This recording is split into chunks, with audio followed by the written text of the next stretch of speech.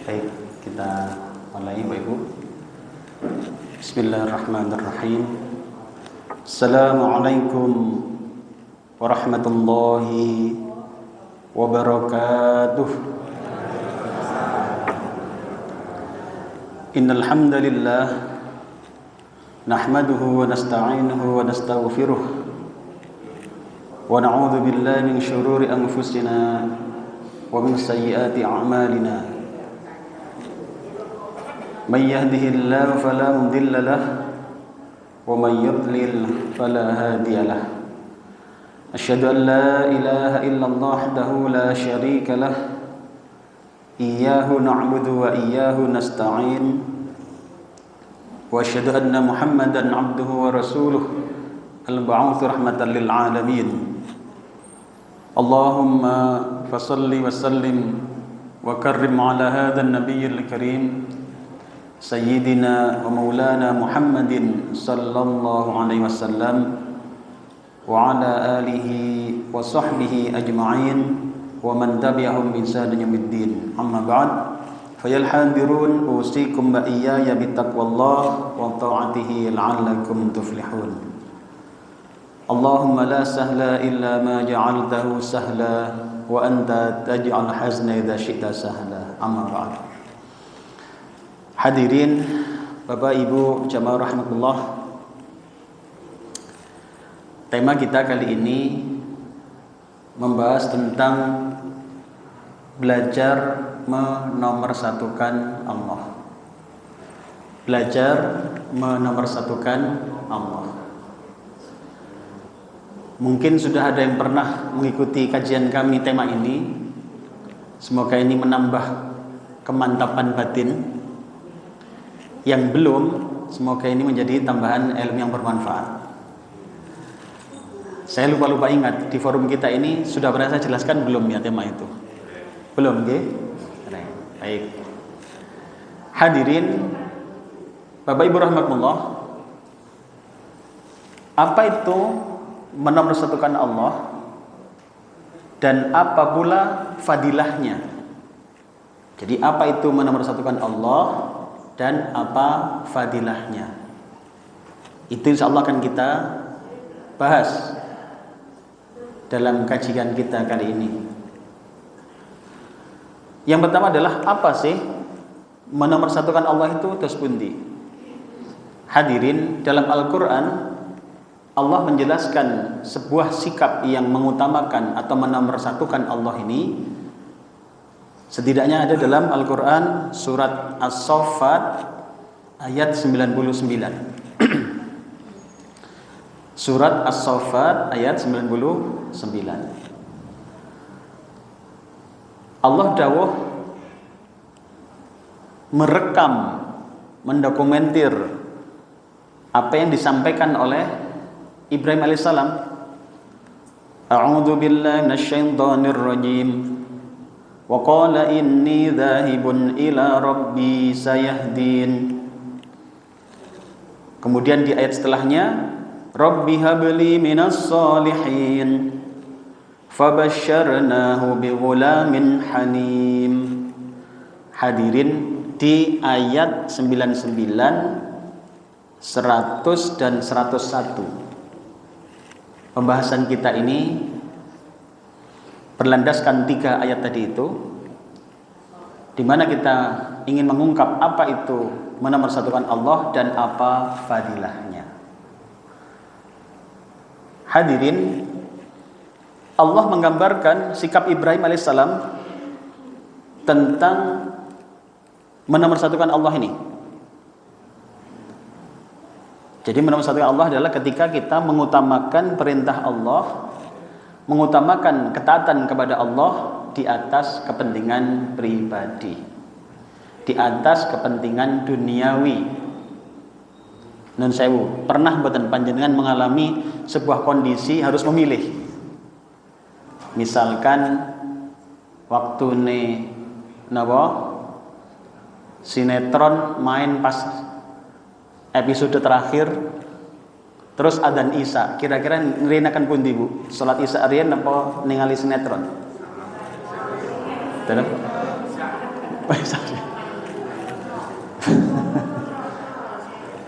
Atau jalan tengah, apa itu? Sholat isyaknya di depan TV. Jalan tengah. Nah, di situ Bapak Ibu, kita ini harus memilih meneruskan nafsu atau meneruskan ketaatan kepada Allah. Itulah yang disebut sebagai menomorsatukan Allah. Ada lagi misalkan dalam pekerjaan kita, pilih mana? Ngurangi timbangan atau menambahi timbangan? Ini kepingin cepat besar perusahaannya, milih bunti Bu, ngurangi timbangan atau nambahi timbangan?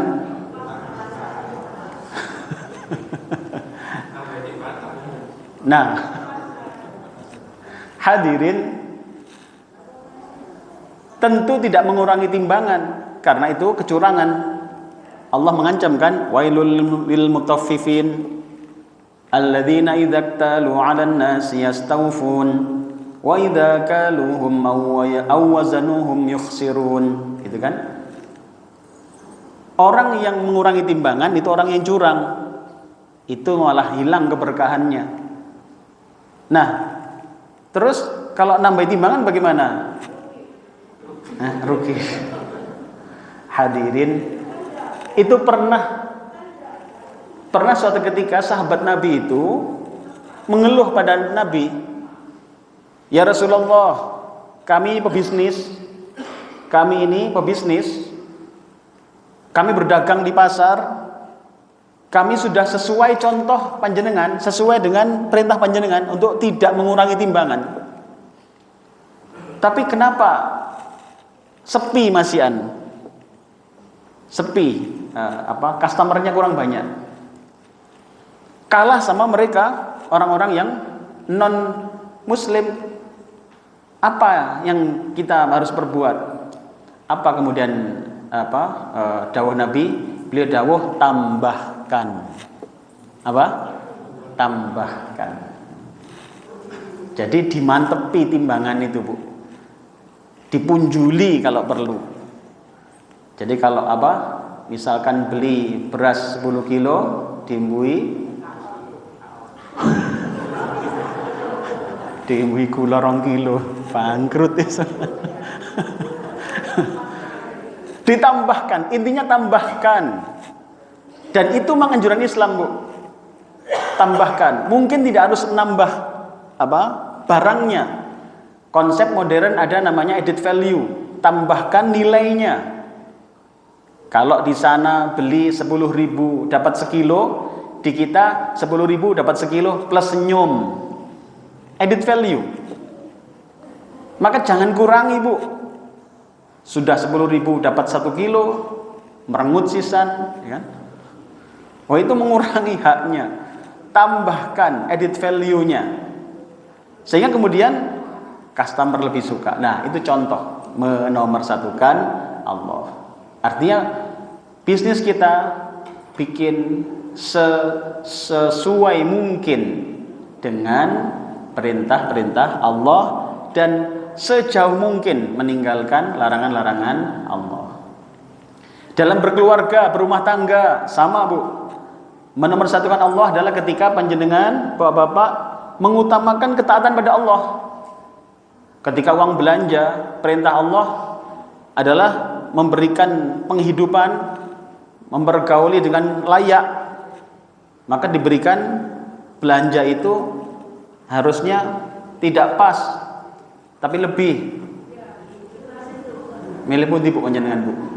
Belonjone ngepres napa diluwihi? Maka seorang bapak yang ingin menomorsatukan Allah adalah ketika dia memberikan sesuatu, memberikan nafkah untuk keluarganya, itu boten malah dikurangi atau angin-anginan. Tergantung meseme ibune arek-arek. Nek mesem ditambahi, nek merengut dilong.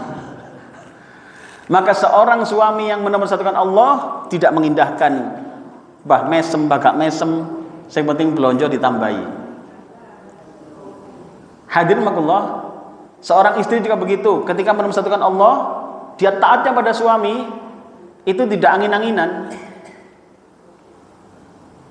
Seorang ibu, seorang istri diperintah Rasulullah, seandainya boleh seorang manusia sujud pada manusia lain, aku akan perintahkan para istri sujud pada suaminya.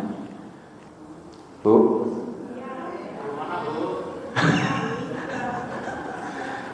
ini perintah Gusti Allah, perintah Kanjeng Nabi, Bu. Bahwasannya kalau seandainya boleh, ini tentang menghargai, tentang menghormati suami, Bu. Seandainya boleh seorang manusia itu sujud pada manusia yang lain, aku akan perintahkan para istri untuk sujud pada suaminya. Nun sewu, banyak nek teng dalem niku biasanya basa ta mboten, Bu. Lho, lah iku sing garai. Kata nomor satu kan Allah. Harusnya belajar menghargai. Kenapa? Itu adalah perintah Allah melalui Rasulullah. Maka jangan dikalahkan dengan ego. Mentang-mentang dulu suami adalah mantan teman SMA, kemudian sang istri dulu ketua OSIS, suaminya mantan seksi kebersihan.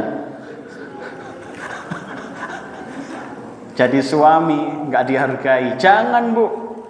Panggil suami dengan nama kebesarannya. Jangan dipanggil dengan nama aslinya. Mentang-mentang maaf jenenge Pak Joko, cok. Jangan, nggak boleh itu. Inilah akhlak Islam. Dan kalau ini balik bapakin apa Bu panjen, Bu? Yang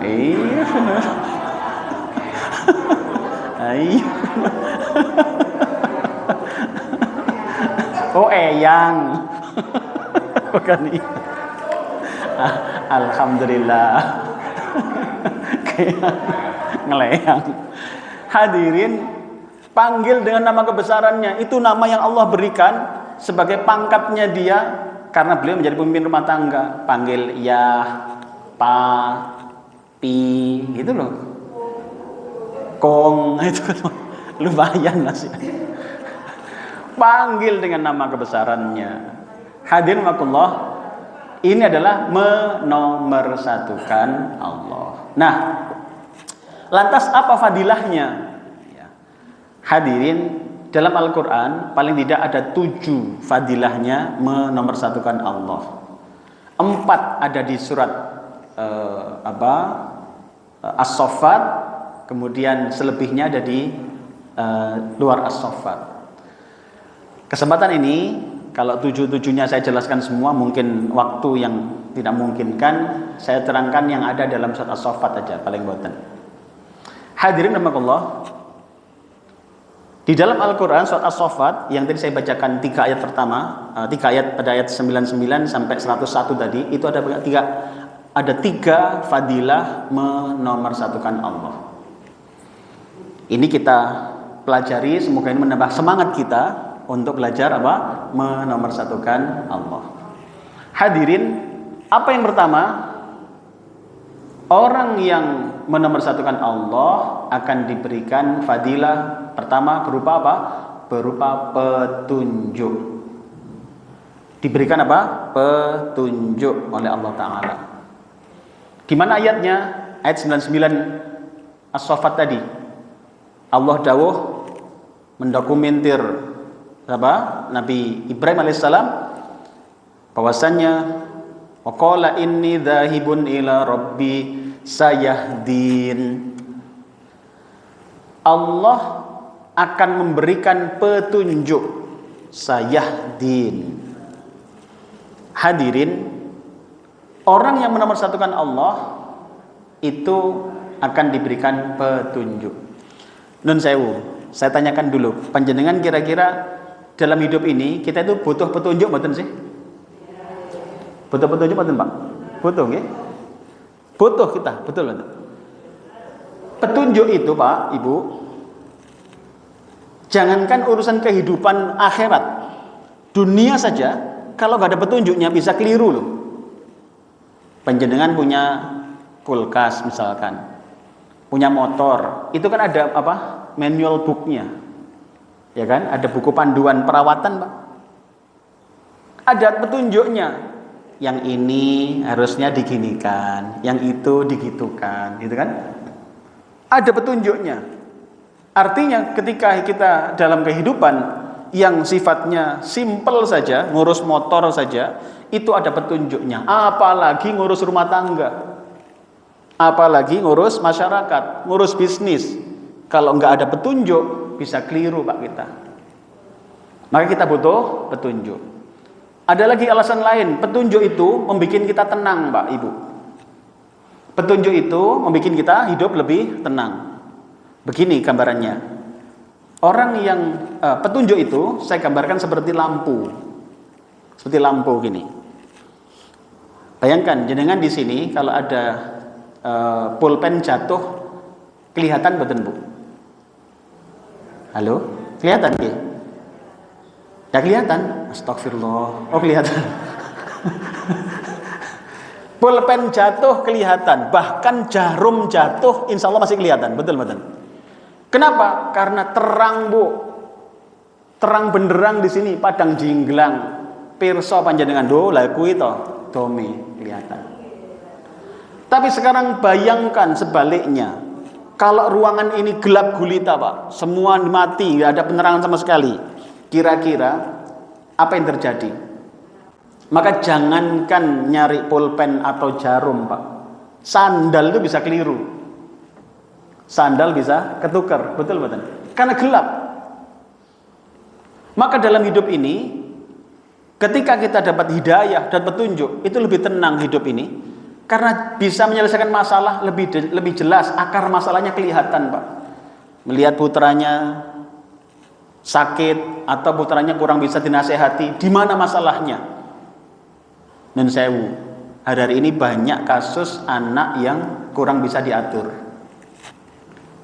Di klinik kami, klinik terapi Al-Quran, itu yang datang untuk urusan putra itu meningkat Pak akhir-akhir ini.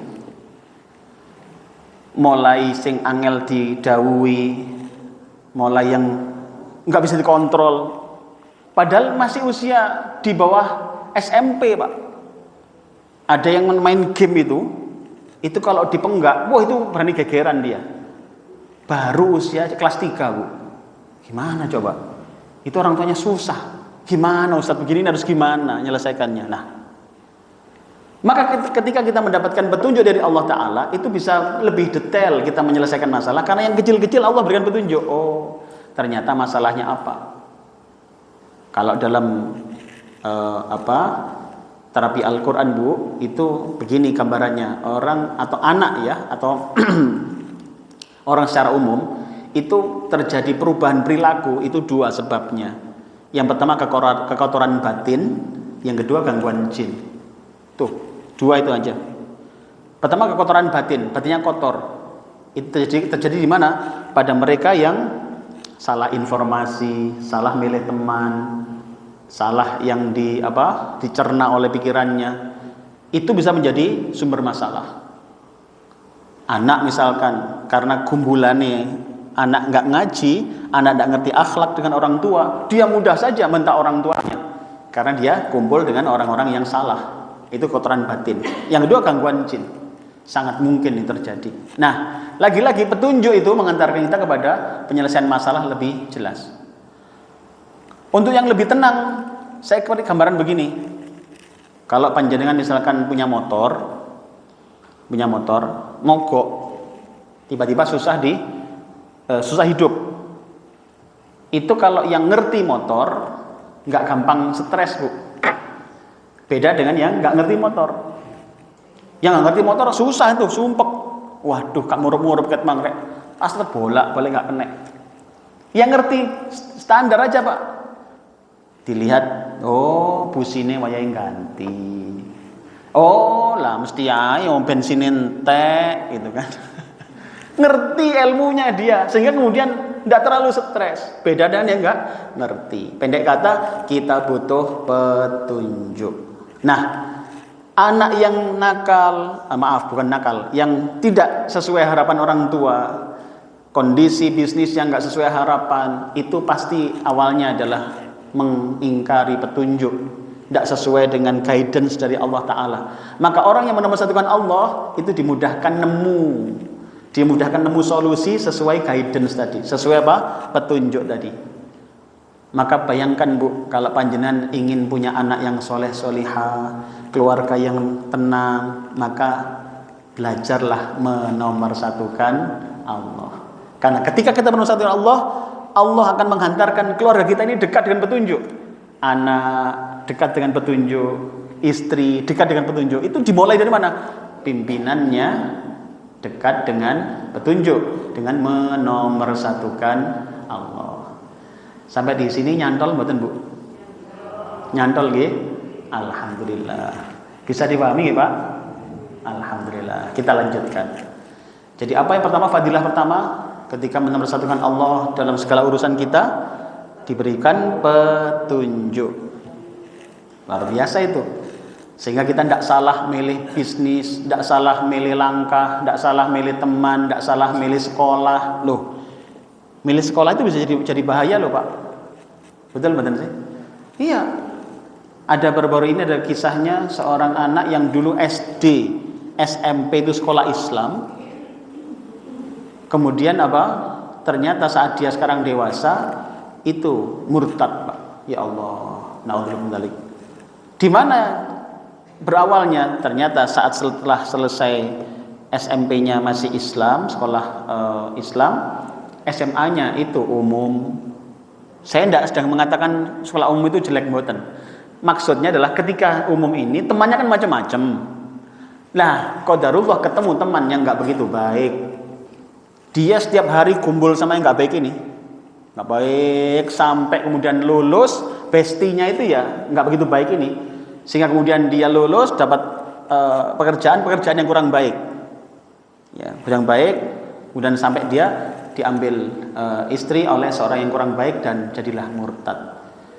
Inna lillahi wa inna ilaihi raji'un. Nah, berangkat dari salah milih sekolah loh kan.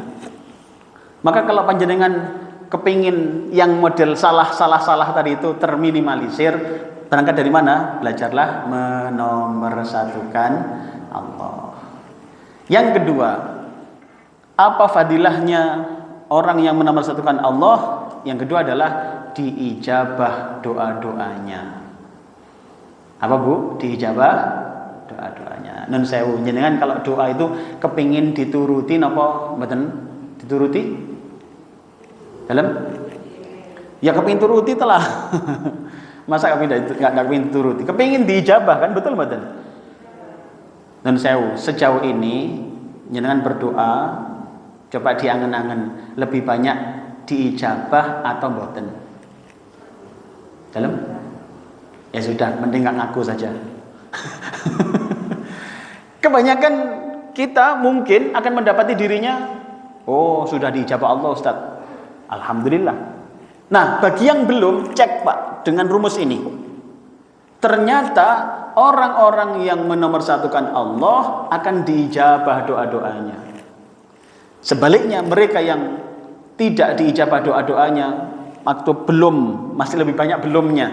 Coba cek, jangan-jangan kita kurang menomorsatukan Allah. Azan misalkan hayya 'alas shalah, itu yang benar gimana jawabannya? Segera berangkat ya kan. Tapi kalau jawabannya engko ae ya. Hayya 'alal falah, si repot ya. Kalau begitu jawabannya, maka jangan kaget, doanya kurang diijabah. Tadi Bu, jenengan kalau teng dalem basa kalih bapak ta mboten? Mboten. Nah, jangan-jangan itu gara-gara niku wau mulane dongane kata pek mandi. Bapak ngoten Pak, nun sewu, Bapak selama niki doanya kira-kira diijabah mboten Pak? Kalau belum, jangan-jangan gara-gara blonjone kurang kathah. Setuju Bu? Cocok Ustaz, lanjut. Ngomong melo pane arek ngaji. Hadirin, kenapa? Karena hal semacam ini sering diremehkan, padahal itu perintah Allah loh. Gitu nggih. Maka kalau ingin diijabah doa-doa kita, nomor satukan Allah. Ada urusan apa, pilihlah taat kepada Allah. Ada urusan apapun, pilih yang lebih dekat kepada kebaikan-kebaikan, ketakwaan kepada Allah. Hadirin wakumullah, orang yang menomor-satukan Allah akan diijabah doa-doanya. Ini luar biasa, Pak. Maka kalau sekarang kita kurang merasa kurang diijabah, artinya banyak doa yang kita kok kayak lama ya nggak diturut-turuti ya mintaannya kita. Coba cek, mungkin kita kurang menomorsatukan Allah. Sebaliknya, bagi yang ingin diijabah doa-doanya, belajarlah menomorsatukan Allah. Gimana Bu sikapnya kalau misalkan tiba-tiba dapat ujian, belanjanya kurang, marah napa mesem? Dalam? Marah. Kalau panjenengan marah, itu jadinya kurang menomorsatukan Allah. Cobalah bersabar, karena Allah ngajari kita bersabar. Bersabar sambil dipijeti, bapaknya arah dipijeti, Pak. Kok kurang apa sih, Pak? Gitu nggih. Sambil gua ulek-ulek. Artinya memang kita tetap berusaha sesuai dengan ketaatan kepada Allah. Hadirin wakumullah, itu yang kedua. Yang ketiga, orang yang menomorsatukan Allah, tadi dalilnya belum tadi ya. Dalilnya adalah ada di ayat 101 As-Saffat, Bu. Jadi untuk yang diijabah oleh Allah Ta'ala doa-doanya, itu dalilnya di ayat 101 surat As-Saffat. Allah tahu di situ, fabasyarnahu, kami gembirakan ia. Dengan apa? Diijabah doanya. Yang ketiga, fadilah orang yang menomorsatukan Allah itu adalah diberikan nikmat melebihi harapannya. Diberikan nikmat melebihi harapannya. Saya sering nyampaikan istilahnya apa, Bu? Sing diarepi mio, sing datang brio. Ya napa kira-kira seneng aja dengan sing dikepingini mio, sing teko brio. Di mana Allah dawuh ini ada dalam surat As-Saffat ayat 101-nya, Bu. Allah dawuh di situ, fabasyarnahu bighulamin halim. Allah memberikan gulamun halim. Nun sewu. Ayat itu kelanjutan ayat 100-nya.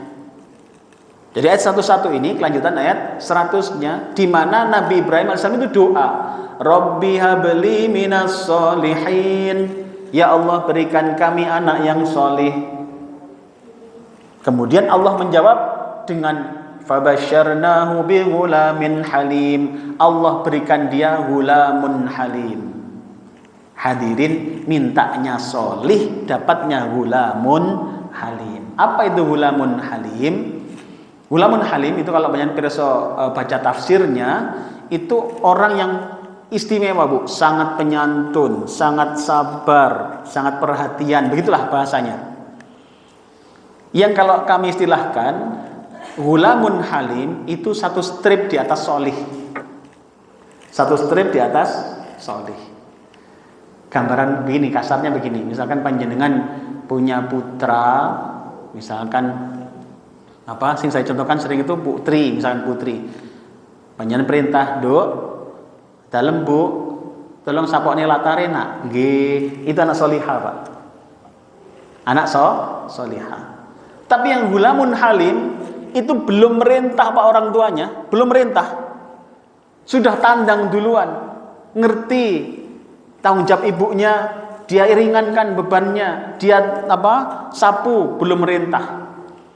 Kalau istilah kita apa, Bu? Ngerti. Ngerti. Satu dua minara. Ngerti anak ini. Jadi sedikit berbeda kan tadi, diperintah dulu baru jalan, yang ini sudah duluan. Dia perhatian. Misalkan melihat orang tuanya sibuk, bapaknya pekerjaannya banyak, ditawari, Pak, jenengan sayah ta, boten pijet ta. Loh, itu anak gulamun halim, Pak. Melihat ibunya, Bu, jenengan kok ketau kok denger-denger mawon artone telas ta. Oh nggih.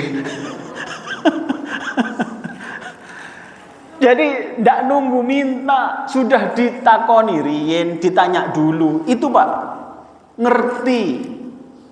Nun sewu, saya membayangkan untuk orang-orang yang sudah semakin sepuh, itu kalau punya anak gulamun halim, marem panjenengan. Marem panjenengan. Kenapa? Karena biasanya kalau orang semakin sepuh, anak-anak sudah punya keluarga masing-masing, itu biasanya kan mboten saged ngomong nggih. Ndak bisa los seperti dulu. Betul mboten sih, Bu? Misalkan minta antar ke pasar, itu kalau ngomong dulu dia belum nikah, gampang mawon leh terus manang pasar nak, langsung berangkat. Kalau sudah punya istri, ayo lah beda ngomongnya. Nanti ngomong pek menawa apa? Istrinya mamai waya prai-prai mas dikongkoni ya gitu kan. Itu kan menjadi don sewu. Ngalami ta mboten jenengan, Bu? Ngalami ta mboten panjenengan? Mboten nggih? Nggih, mboten apa mboten ngaku ketokane. Loh, ya napa cobi? Saya kemarin lusa ngisi kajian itu istri para mantan pejabat. Jadi bikin perkumpulan sendiri pejabat di Pemkot dan Pemprov di Surabaya.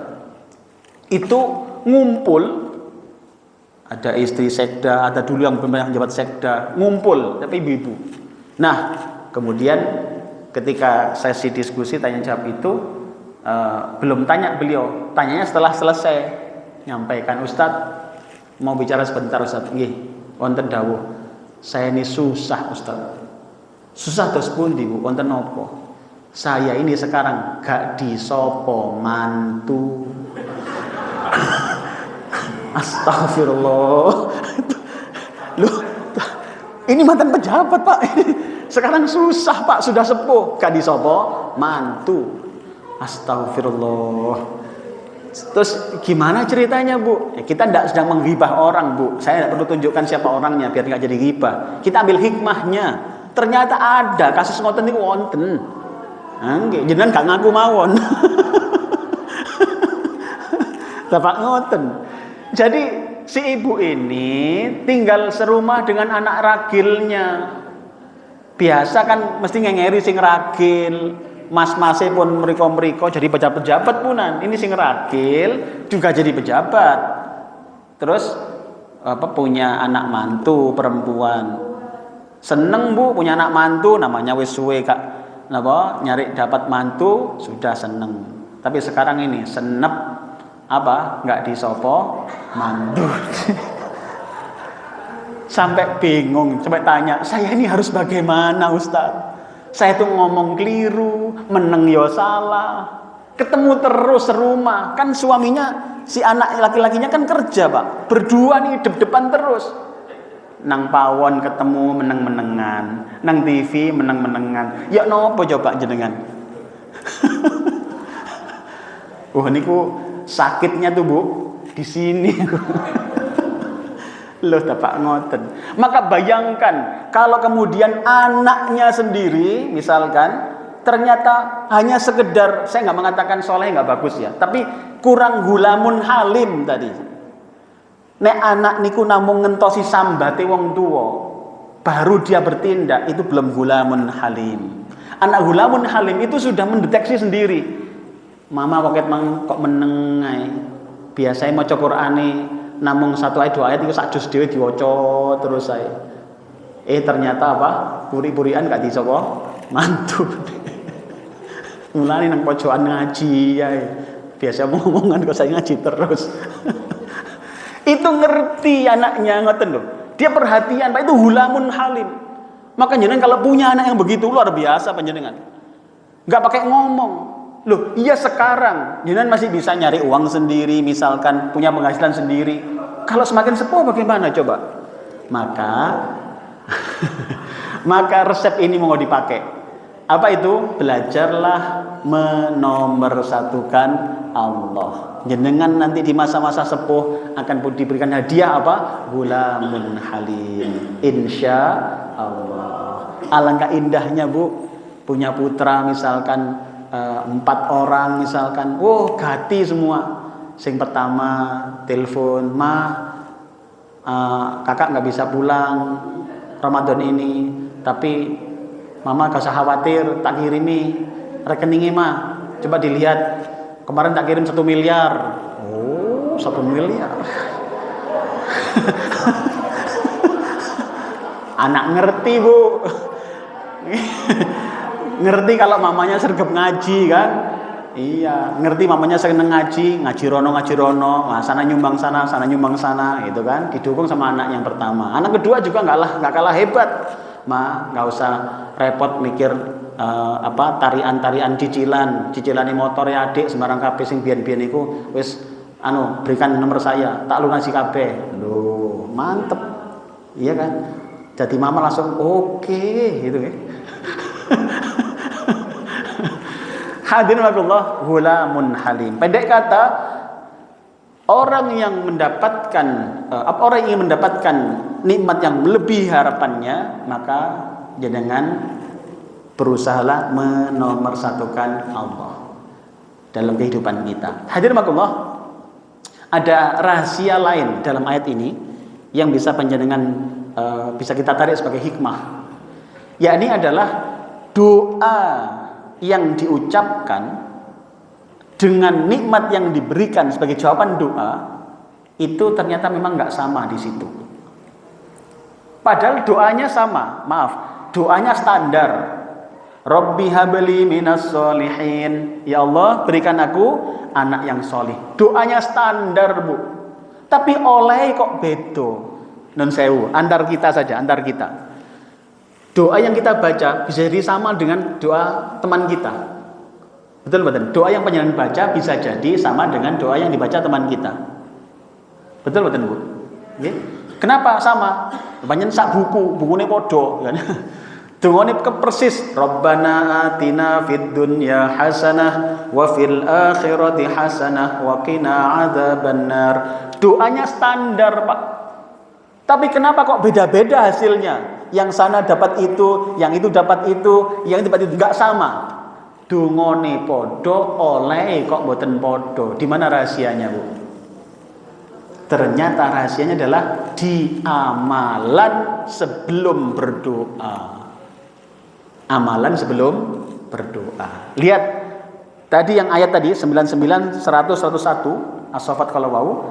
Nabi Ibrahim alaihissalam sebelum berdoa, jadi doanya di ayat 100. Sebelum ayat 100 ini, ayat 99-nya beliau itu menomorsatukan Allah. Jadi amalan istimewa ditambah doa, maka hasilnya istimewa. Nyantol mboten Bu? Nyantol nggih. Maka doanya tidak perlu diubah. Standar mboten napa-napa kok, tetap Rabbana atina fid dunya hasanah mboten napa-napa. Tidak perlu didetailkan sampai detail. Ya Allah, Rabbana atina fid dunya hasanah, berikan kebahagiaan di dunia ya Allah. Montor kula anyar, griya kula anyar, nek saged gratis kabeh. Tidak perlu begitu, sudah standar mawon. Allah sudah paham kebutuhan kita. Nanti Allah akan berikan di luar yang kita bayangkan, bahkan melebihi yang kita harapkan, bahkan dengan cara apa? Amalan sebelum berdoa bikin amalan istimewa. Apa itu? Nah, tadi yang salah satunya menomorsatukan Allah. Itu Bu. Jenengan pokoknya perintah Allah, nggih, perintah Allah, nggih. Sudah jalankan aja sudah. Itu menomorsatukan Allah jenengan Bu. Maka dalam rumus dalam Al-Qur'an sami'na wa ata'na. Allah perintah napa mawon? Utus salat nggih, diutus siam nggih, diutus zakat nggih. Sudah nggih mawon pun pokoknya. Itulah menomorsatukan Allah. Ngormati bapak, tersebut Ibu.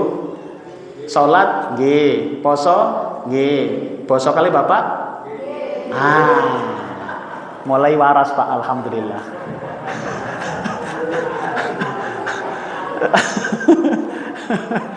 Lah, iya Bu. Jangan sampai kemudian lo kadang-kadang nun sewu, ada juga yang membantah, Ustaz, lan apa dibasani barang. Nggih nek sing lanang genah, jare ngoten. Nek setengah genah ya apa astagfirullah. Enten Bapak kata genah niku. Itu sudahlah, pokoknya perintahnya tidak untuk maksiat, tidak perintah untuk apa? Kesyirikan. Jenengan tidak boleh bantah.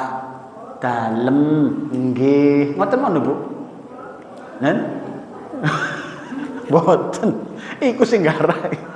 Maka menomorsatukan Allah. Mangke buahnya itu putra-putra kita, Bu. Buahnya adalah putra-putra kita. Hadirin makullah, hati-hati juga. Kadang-kadang kita dengan orang tua. Nah, nun sewu. Untuk bab ini, bab mendahului doa dengan amal istimewa, itu ada dalam kitab Riyadhus Shalihin juga, Pak. Pernah dengar kisahnya 3 orang yang masuk gua, terus terkunci ada batu besar, pirsa mboten jenengan. Nah, itu masuk dalam bab wasilah dengan amal solih. Wasilah dengan amal solih. Jadi begini, jenengan doa agar mudah diijabah, itu salah satunya adalah tadi mendahului dengan amal soleh yang istimewa. Nah, hadirin makullah, itu dalam bahasa lain namanya wasilah. Wasilah itu apa sih? Sarana. Kabarnya begini, jenengan misalkan mengambil mangga, nyunggek pencit. Niku carane ya napa Bu? Carane Bu? Cara mengambil mangga itu kan ada macam-macam carane. Pertama damel sunggek, gitu. Damel apa jenenge songkro. Songkro sama sungkru. Sungkru. Nah, saya teruskan sedikit nggih, sekalian nggih. Ada dengan sungkru misalkan. Yang kedua apa? Mungkin dengan menek. Nah, menek. Ada lagi mungkin apa? Ditepil. Terakhir mungkin apa? Dinteni ini angin logur ceblok ya. Dari sekian banyak cara, yang paling cepat ya songkro niku wau. Ya, double sunggek niku wau. Maka kalau kemudian gambaran wasilah ini seperti itu, mempercepat, memperkuat. Jadi doa kita itu akan lebih mudah diijabah. Nah, hadirin, apa amal-amal istimewa tadi dari 3 orang ini? Dapat kita ambil hikmah Bapak Ibu sekalian. 3 orang yang masuk dalam gua tadi, itu dalam hadis Nabi itu. 3 ini apa amalannya? Yang pertama adalah mengutamakan orang tua. Mengutamakan orang tua. Ini istimewa Bu. Jadi kalau yang tadi jauh amalan nopo sing istimewa kalau mengikuti hadis ini, yang pertama nopo? Mengutamakan orang tua. Jenengan utamane bapak ibu sing tasih gesang, memuliakan beliau, birrul walidain, itu amal istimewa Bu.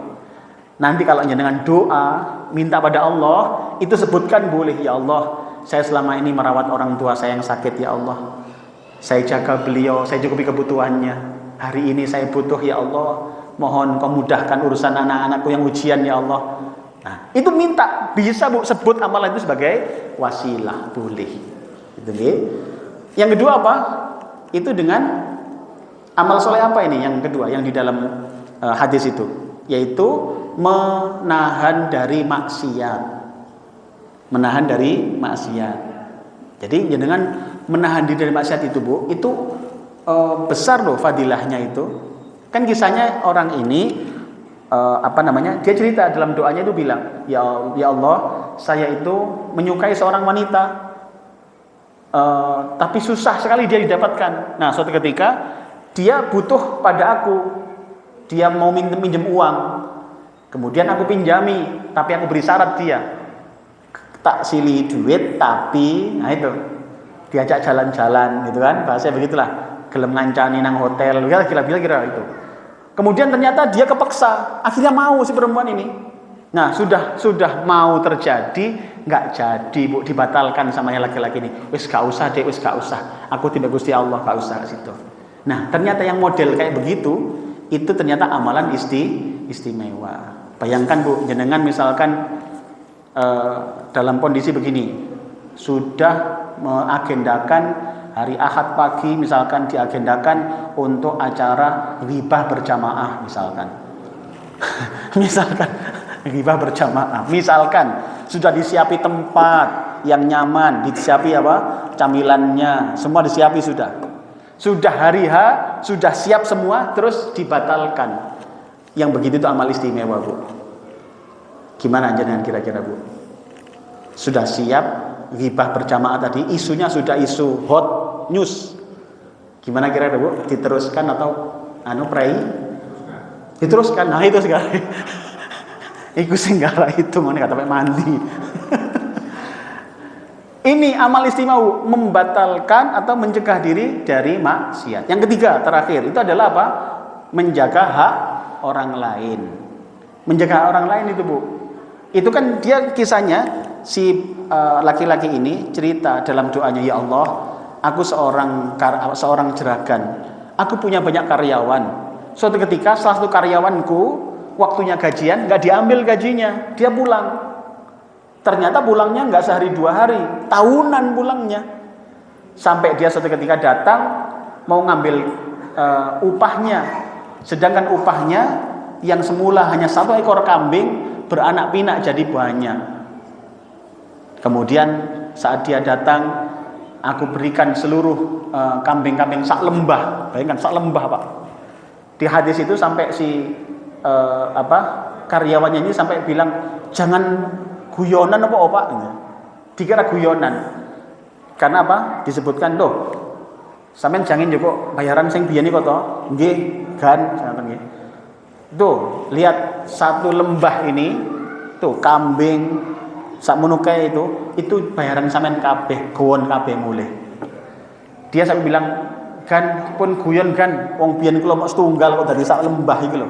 Iya biyen siji, tapi mana wong kambing itu cepet manai. 1 jadi 5, 5 jadi 20, terus beranak pinak sampai 1 lembah dikasihkan semua.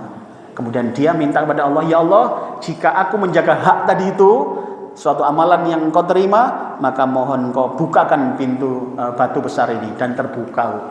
Hadirin, mari kita renungkan sekilas mawon. Bayangkan dengan kita misalkan kita nggak ada karyawan, bayarannya 4 juta. Mari ngoten terus mboten dipundhut, Bu. Dai mantuk teng Tulungagung misalkan, jarine 2 minggu gak balik-balik sampai 2 tahun. Kita depositokan uang itu sing asal 4 juta, asalnya 4 juta jadi 40 juta. Kira-kira kalau dia ngambil diberikan yang mana, Bu? 4 juta apa 40 juta? Diberikan 4 juta dikurangi administrasi. Yang ngene sing gara itu ngene kata mandi itu. Maka kalau ingin doa kita mudah dijabah Allah, mendapatkan nikmat yang lebih besar, apa tadi, Bu? Menomorsatukan Allah. Berikan amalan-amalan istimewa. Hadirin, yang terakhir dari 3 tadi, yang keempat itu apa? Allah akan menjadikan dia nama baik saat dia meninggal. Hadirin, tadi kan 3 nggih. Apa tadi? Mendapat petunjuk, terus dijabah doa-doanya, terus yang ketiga mendapat nikmat melebihi harapannya, yang keempat itu diberikan nama baik ketika dia meninggal. Ini Allah yang akan berikan.